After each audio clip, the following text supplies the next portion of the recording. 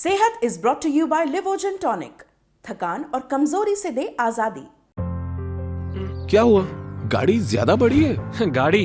अरे काश मुझ में ये सोफा पुश करने की ताकत होती। थकान और कमजोरी खून में आयरन की कमी के लक्षण हैं। लीजिए लिवोजन टॉनिक। इसमें है ऑर्गेनिक आयरन और कई ऐसे तत्व जो दें कमजोरी से आजादी।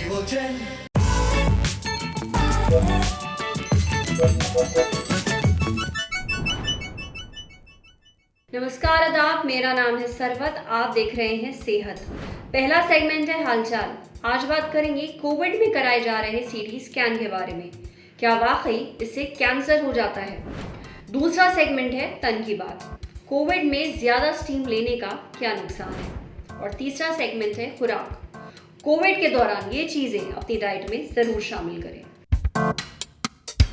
इस बार कोविड के दौरान कई लोग सीटी स्कैन करवा रहे हैं ताकि पता चल सके कोविड है या नहीं। साथ ही शरीर को कितना नुकसान हो रहा है ये भी पता चल जाए। कई लोग ऐसा बिना डॉक्टर की सलाह के भी कर रहे हैं। कुछ दिन पहले एम्स के चीफ रणदीप गुलेरिया ने सीटी स्कैन को लेकर एक बयान दिया था। उन्होंने कहा था कि कोविड के माइल्ड केसेस में सीटी स्कैन नहीं करवाना चाहिए। एक सीटी स्कैन में 300 से 400 चेस्ट एक्सरे का डोज है। यंग उम्र में बार बार सीटी स्कैन करवाने से कैंसर का खतरा भी बढ़ जाता है। अगर ऑक्सीजन नॉर्मल है तो सीटी स्कैन करवाने की ज़रूरत नहीं है। तो आज जानते हैं कोरोना वायरस के डायग्नोसिस में सीटी स्कैन का क्या रोल है और डॉक्टर्स इसे करवाने से मना क्यों कर रहे हैं।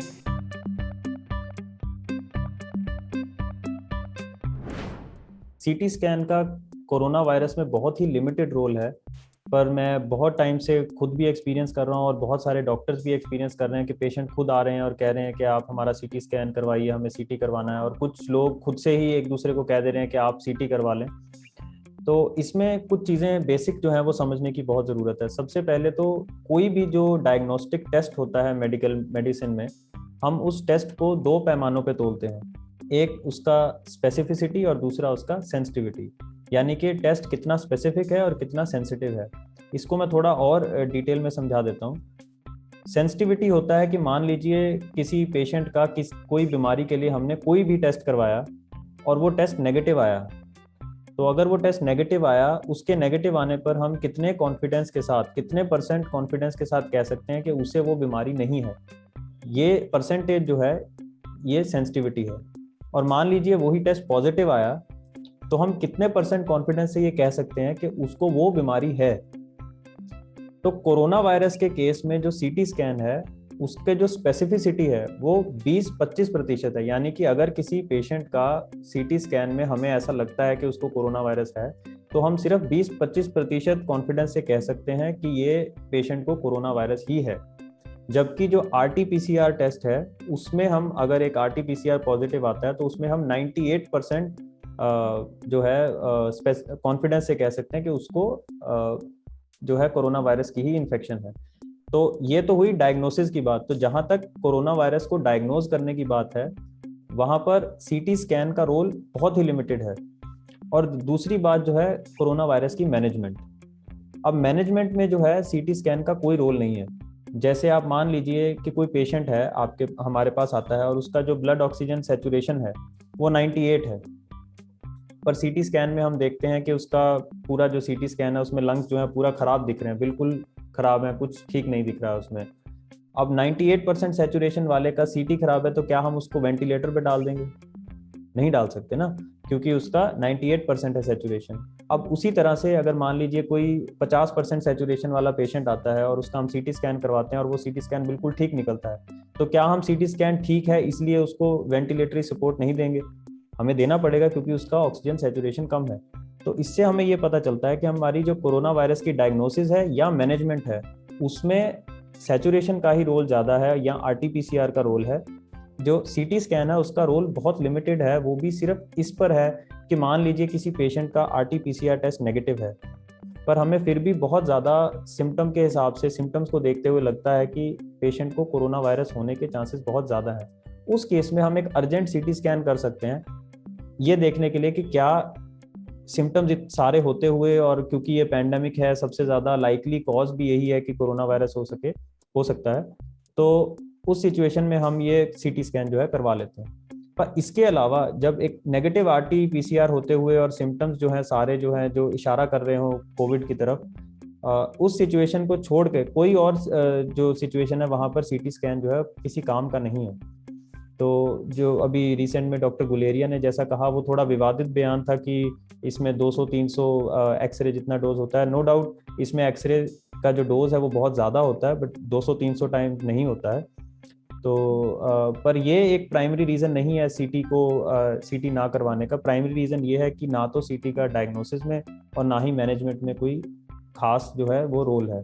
तो मैं आम लोगों से और सबसे यही अपील करूंगा कि हो सके तो आप खुद से CT स्कैन ना करवाएं, क्योंकि CT की मशीन्स लिमिटेड होती हैं हॉस्पिटल्स में, उसमें ट्रॉमा वाले पेशेंट्स और इंजरीज वाले पेशेंट्स का भी अर्जेंट स्कैन होता है। तो लाइन जो है वो बहुत लंबी हो जाती है, हॉस्पिटल की स्कैनिंग मशीन पे लोड पड़ता है, तो वो हम अवॉइड करें।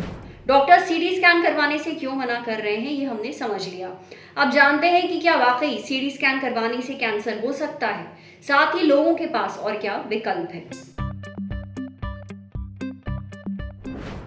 देखिए, जो कोरोना वायरस के लिए CT और एक्सरे करवाने के लिए जो मना किया जा रहा है उसके पीछे प्रमुख कारण ये नहीं है कि CT और एक्सरे से कैंसर हो जाता है। उसके पीछे प्रमुख कारण वही है, जैसे मैंने आपको अभी बताया कि जो CT स्कैन है उसका कोरोना वायरस की डायग्नोसिस और मैनेजमेंट में बहुत लिमिटेड रोल है। सिर्फ तभी है जब आपके जो RT-PCR है वो नेगेटिव हैं, पर आपके सभी लक्षण जो हैं वो कोरोना वायरस के हैं और आपको बहुत सारे रिस्क फैक्टर हैं, तो एक अर्ली प्रोविजनल डायग्नोसिस जो है डॉक्टर को बनाने के लिए CT की ज़रूरत पड़ सकती है। पर उसके अलावा अगर आपका RT-PCR पॉजिटिव है तो आपको अलग से CT करवा के ना तो कोई हमारी नॉलेज में कोई एडिशन होगा ना आपकी। तो रही बात CT से होने वाले कैंसर की, तो ऐसा है कि CT और एक्सरे जो है वो एज सच कैंसर नहीं करते हैं कि आप CT करवा के आएंगे और आपको कैंसर हो जाएगा, पर आपका जो कैंसर होने का रिस्क है वो बढ़ जाता है। और जितना ज़्यादा आप CT और एक्सरे को एक्सपोज होंगे उतना ज़्यादा आपको कैंसर होने का रिस्क जो है वो बढ़ जाता है। इसके पीछे कारण समझना ज़रूरी है कि ये जो CT और एक्सरे की मशीन में जो तरंगों का जिनका इस्तेमाल होता है इमेजिंग के लिए, जो जिन्हें हम एक्सरे भी कहते हैं, वो आयोनाइजिंग रेडिएशन है। तो और भी कई तरह की आयोनाइजिंग रेडिएशन होती हैं, जैसे गामा रेज के बारे में सुना होगा लोगों ने, जो रेडियो एक्टिव मटीरियल होते हैं जो न्यूक्लियर पावर प्लांट्स में या एटम बॉम्ब में के बाद जो निकलती हैं जो तरंगे, उनको वो भी एक तरह की आयोनाइजिंग रेडिएशन है। और ये जो एक्सरे है ये भी एक आयोनाइजिंग रेडिएशन है। तो जितनी भी आयोनाइजिंग रेडिएशंस हैं ये शरीर के जो सेल्स हैं, सेल्स के अंदर पाए जाने वाला जो DNA है उसको डैमेज कर देती हैं। तो अब एक दो बार जब आप एक्सपोज होगे या थोड़ी डोज में आपको जो एक्सपोजर मिलेगा, तो हमारे सेल्स के पास कुछ क्षमता होती है अपने उस DNA के डैमेज को खुद से रिपेयर करने की। पर जब आप बार बार उस चीज़ को एक्सपोज होंगे तो एक वक्त ऐसा आता है जब जो हमारे जो रिपेयर करने का जो मैकेनिज्म है वो जो है ओवरवेल्म हो जाता है, मतलब कि इतना रेडिएशन है कि शरीर उसको ठीक नहीं कर पा रहा है। तो तब जो DNA डैमेज वाले जो सेल हैं वो कैंसर में परिवर्तित हो सकते हैं। तो इसलिए ज़रूरी है कि हमारा जो एक्सपोजर है कभी भी अननेसेसरी ना हो। जब तक हमें ज़रूरत ना हो तब तक हम एक्सरे और CT के ऊपर हमारा एक्सपोजर ना हो। और आमतौर पे जो डॉक्टर्स हैं वो ये मेक श्योर करते हैं कि कोई भी पेशेंट जिसको ज़रूरत नहीं है उसका खामखा ये CT और एक्सरे ना करवाया जाए। ये उसी तरह है जिस तरह एक न्यूक्लियर पावर प्लांट में काम करने वाले जो एम्प्लॉयज़ हैं उनके पास एक रेडिएशन काउंटर होता है। इनफैक्ट जो हॉस्पिटल में रेडियोलॉजी डिपार्टमेंट में काम करते हैं उनके पास भी एक जो है रेडिएशन काउंटर रहता है। तो वो काउंट करता रहता है कि उनके ऊपर कितना रेडिएशन का एक्सपोजर हो चुका है ओवर टाइम। तो अगर वो एक लिमिट से ज़्यादा हो जाए तो उसके बाद उनको काम से थोड़े दिन के लिए छुट्टी दे दी जाती है। तो ये बिल्कुल उसी तरह है कि अगर आपको ज़रूरत नहीं है और आप CT के लिए जा रहे हैं तब जो है आपका कैंसर का जो रिस्क है वो बढ़ जाता है। जब भी आपको कोरोना के लक्षण दिखाई दें तो सबसे पहला काम आपने यही करना है कि आप अपना RT-PCR टेस्ट करवाएं। अगर वो पॉजिटिव है तो उसके बाद आपको CT की ज़रूरत नहीं है, आप अपना ऑक्सीजन सैचुरेशन मॉनिटर करें। अगर वो 94-95 से कम होता है तो आप डॉक्टर को तुरंत इन्फॉर्म करें ताकि आपको अगर एडमिशन की ज़रूरत है तो एडमिशन दी जा सके। पर सिर्फ एक सिनेरियो है जहाँ पर आपको CT स्कैन की ज़रूरत पड़ सकती है, वो ये है कि आपको सभी कोरोना के लक्षण हैं और आपका RT-PCR जो है वो नेगेटिव आया है।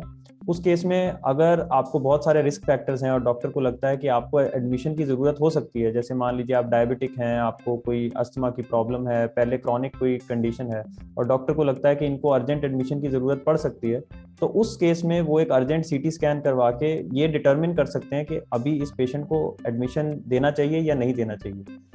इसको छोड़कर आपको किसी और टेस्ट की करवाने की कोई ज़रूरत नहीं है। मान लीजिए आपका कोरोना टेस्ट नेगेटिव है, आपको सभी लक्षण दिख रहे हैं, तो जब इतना प्रेवलेंस होता है किसी डिजीज़ का, जब एक एपिडेमिक और पैंडेमिक सिचुएशन होता है, तो उस सिचुएशन में एक टर्म होता है जिसको हम कहते हैं क्लिनिकल इंडेक्स ऑफ सस्पिशन। तो हमारा क्लिनिकल इंडेक्स ऑफ सस्पिशन जो है वो बहुत हाई रहता है उस डिजीज़ के लिए।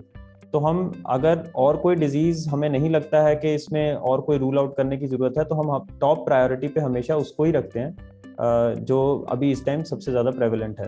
और उसमें अगर आप सीटी करवा लेंगे तो उससे कोई एडिशनल जो है आपको कुछ एक्स्ट्रा पता नहीं चलेगा, क्योंकि अगर आपको कोरोना वायरस के सिम्टम्स हैं तो कुछ ना कुछ लंग डैमेज जो है वो सीटी में, बिकॉज सीटी जो है सेंसिटिव है, स्पेसिफिक नहीं है बट सेंसिटिव है, तो वो कुछ ना कुछ जो है आपको चेंजेस जो है वो दिखा देगा उसमें, पर उससे आपके ट्रीटमेंट पे कोई असर पड़ने वाला नहीं है। ट्रीटमेंट वही चलेगा जो आपके ऑक्सीजन सैचुरेशन के हिसाब से जो डॉक्टर को सही लगेगा। उम्मीद है सीटी स्कैन को लेकर आपके मन में जो भी सवाल थे उनके जवाब आपको मिल गए होंगे। अगर आपको माइल्ड कोविड है तो सीटी स्कैन कराने के लिए भागने की जरूरत नहीं है, अपने डॉक्टर की सलाह लें। अब बढ़ते हैं सेहत के अगले सेगमेंट की तरफ। कोविड के दौरान और कोविड से रिकवर कर रहे लोगों को स्टीम लेने की सलाह दी जा रही है, पर हर चीज की अति बुरी होती है, चाहे तो फायदेमंद चीज ही क्यों ना हो। अव्वल तो ये समझ लीजिए, स्टीम लेने से कोरोना वायरस नहीं मरता है। नाक ब्लॉक होने के कारण सांस लेने में दिक्कत होती है। स्टीम लेने से कुछ देर तक आपको सांस लेने में आसानी होगी, नाक के अंदर इरिटेशन और कंजेशन भी कम होगा, पर स्टीम दिन में 3 बार से ज्यादा हरगिज ना लें। कोशिश करिए स्टीम बाकी लोगों से दूर हट कर लीजिए। कमरे में हवा का आना जाना जरूरी है। अगर स्टीमर नहीं है तो एक भगोने में गर्म पानी भरिए, उसकी स्टीम नाक के जरिए अंदर लीजिए। सिर पर एक तौलिया या फिर कपड़ा रख लीजिए, ओढ़ लीजिए उसे। स्टीम 2 से 5 मिनट तक ही लीजिए और चेहरे को पानी से 12 इंच ऊपर रखिए। स्टीम लेते समय आंखें बंद रखिए। पानी एकदम ऊपर तक मत भरिए, नहीं तो छलकने और जलने का खतरा होगा। 5 मिनट से ज्यादा स्टीम मत लीजिए। गर्म पानी में कोई भी ऑयल मत डालिए। अगर नाक में कंजेशन नहीं है तो स्टीम मत लीजिए। अगर आपको अस्थमा है तो कंडीशन और ज्यादा बुरी हो सकती है। अब बारी है सेहत के अगले सेगमेंट की। कोविड से रिकवर कर रहे हैं तो अपनी डाइट में रागी जरूर लें। कैल्शियम और फास्फोरस का अच्छा सोर्स है। साथ ही तिल भी लें, इसमें मैग्नीशियम, कैल्शियम और जिंक होता है। ये सारी चीजें आपकी हड्डियों की ताकत भी बढ़ाती हैं, इसलिए शरीर और जोड़ों के दर्द से आपको आराम मिलेगा। पालक भी खाइए। आज सेहत पे इतना ही। अगर आप एक डॉक्टर हैं और हमसे कुछ शेयर करना चाहते हैं, कोविड से रिलेटेड कोई इन्फॉर्मेशन शेयर करना चाहते हैं, तो जो ईमेल आईडी इस वक्त आपको अपनी स्क्रीन पर दिख रही है उस पर हमें एक मेल भेज दीजिए। अगर ये वीडियो फेसबुक पर देख रहे हैं तो हमारे फेसबुक पेज को लाइक करिए, यूट्यूब पर देख रहे हैं तो हमारे चैनल को सब्सक्राइब करिए, बेल आइकन पर ज़रूर क्लिक कर दीजिए ताकि जब भी हम कोई नया वीडियो अपलोड करें तो उसका नोटिफिकेशन आप तक सबसे पहले पहुँचे। Thank you.